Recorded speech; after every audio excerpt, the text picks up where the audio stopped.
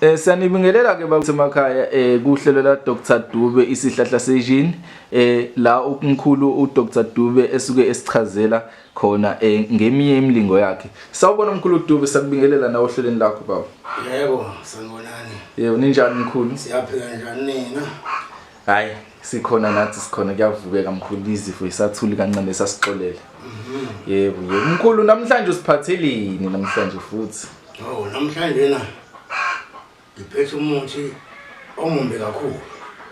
Oh, okay. Isichitho sekesiphethe namhlanje. Oh, okay. Mumbi lo muthi. Mumbi ngoba uyahlukanisa. Okay. Ya, kodwa kukhona la ubuye ube muhle khona. Oh, khona indawo osebenza khona, usebenze indaweni ezinhle, hayi ukuthi uhlezi umuntu ngaso sonke isikhathi. Uhlezi umuntu njalo, kodwa ukhona ube muhle khona. Yebo. Nala omuhle khona futhi ukhona. Yebo, hayi kunjalo mkhulu, nami ngiye ngizwe ngiyichitha impela ukuthi hayi into ekuthi isichitha kuthiwa hayi inhle kahle, akuyona into engaphathwa umuntu. Lesi sakho kumkhulu osichazele nawe namhlanje ukuthi sinjani lesakho, sihluke ngani sona njengokuthi sona asisimbi. Ahlukene nezinye, kodwa siyasebenza kukho konke. Okay. La lesingasebenza khona mhlambe umuntu bayasebenza emsebenzini usiyashona. Yebo. Hamba emhlabeni. Yebo. Isikhathi hamba emhlabeni sokuqhamuka nje abakhonyana abasuke baphuma emaceleni sebezothatha nangu lo makhodi ngoba beqonda ukuthatha le mali. Oh, okay. Yebo, into eyenzakalayo leyo mkhulu.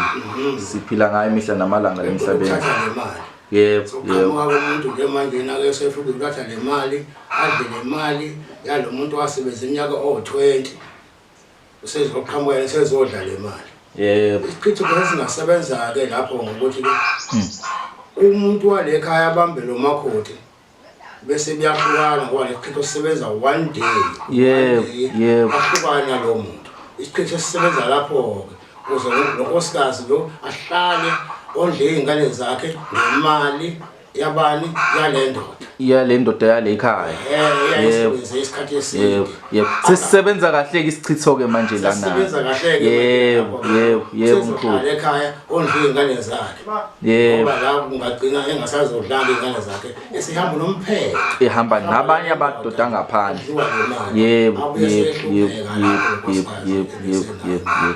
Oh, isichitho lesi mkhulu, isichitho esesisebenza ngendlela eright ke manje. Esesisebenza ngendlela enhle. Yebo mkhulu.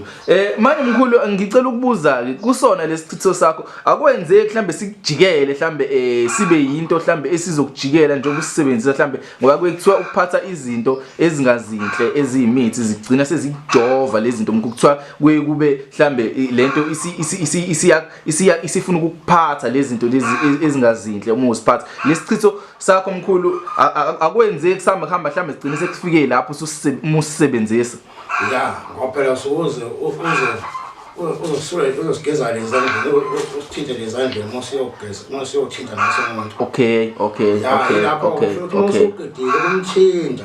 Oh, okay. Bese uyachama, uchamele izandla ukuze usiqede. Okay, ngomchamo nje kuphela. Umchamo lo kuphela oqeda lesichitho. Oh, okay. Okusho umchamo lo mkhulu uyinto engacishi ikusiza kulaphe futhi. So umuthi futhi umchamo umuthi futhi umchamo. Omkhulu.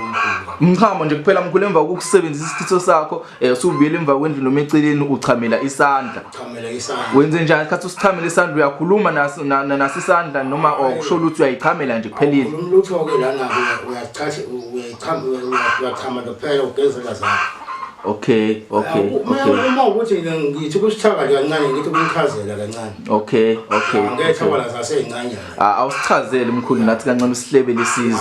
Khona ngothatha izinto zezekaza. Yebo mkhulu. Ufuna ikhola zembongolo. Okay. Ngithanga ngalezi impande zalomuthi. Yebo mkhulu. Nobesulwela.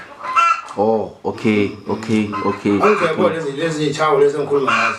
Yebo mkhulu, yebo. Ithawo ezingathandeki khona zembongolo. Into akekho othandeki eduze kwayo.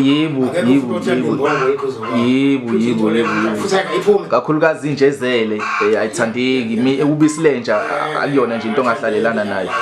Yebo. Ngampela lonto le message Izobheda. One day. Izobheda. Hayi kona kezwakala. Ngoba biyoshada. Yebo. Iphumile lonto kulowo muntu.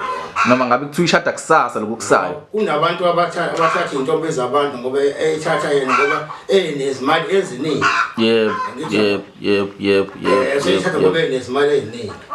Wena ke wona okhishwa intombi ubuve nawo labo usukhishwa umuntu ngoba enemali eningi ehamba ngeemoto ezinkulu wena unamoto. Yebo. Sekufanele lesikhipho uhamba usebenzisa. Yebo. Azathi uyoshada uvela ufike umkhiphe wena. Ngosuku olulodwa. Umshado Uphelile intombi ibuyele kuwena ngoba wayithinta nje izothanda wena futhi. Yebo. Babukele emakhaya umkhulu uDr Dube lo. Sicela ningakhohlwa ukusubscribe lapho ngezansi and nifake nani imibono yenu nisho ukuthi nicabangani ngemlingo yamkhulu uDr Dube. Emkhulu ophinde futhi usikaze ngokuncane nje ozosiphathela kona mhlambe ekusasa lokusayo ngoba nakusasa kuzomela ukuthi sibakhiphele futhi ababukeli bethu emakhaya basize ukuthi sobe siphethini. Ositshene ngokuncane nje mkhulu esokufaka kusasa mhlambe ngo8 kwantambama wasebusuku. Kulungile nginike esinye igaba ke. One day. Isigaba one day. One day.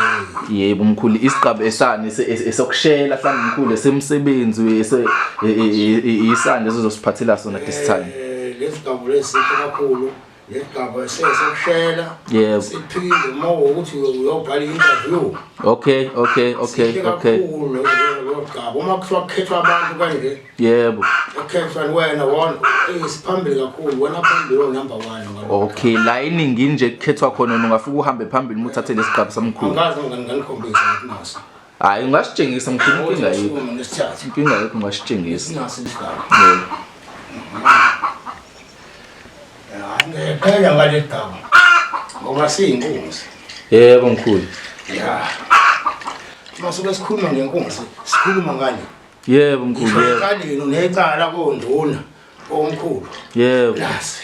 Sikhona isigaba. Bekuxoxa indawo yakho sebethi hayi sabiyona nasi isigaba sodwa sinqobe.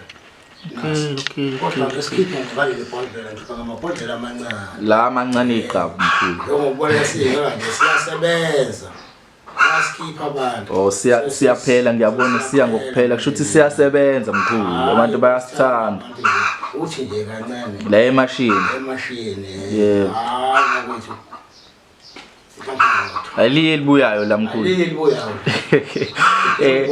Sivide siboke ke babukele emakhaya siphinde siboke sesivala nje uhlelo lethu sesilivala uyena umkhulu uDr Dube lo wona kokhovula lo iyona inyanga ejoyelwe ukusiza abantu esisize abaningi uyatholakala nje kule number ezovela lapho ku screen sakho ngezansi ngingakubizela yona nje uphethe ipin ukubhala eceleni ithi 072 544 26 and ya ngicabanga ukuthi ngididekile mina ngizoyibhala ngezansi kulungile babili.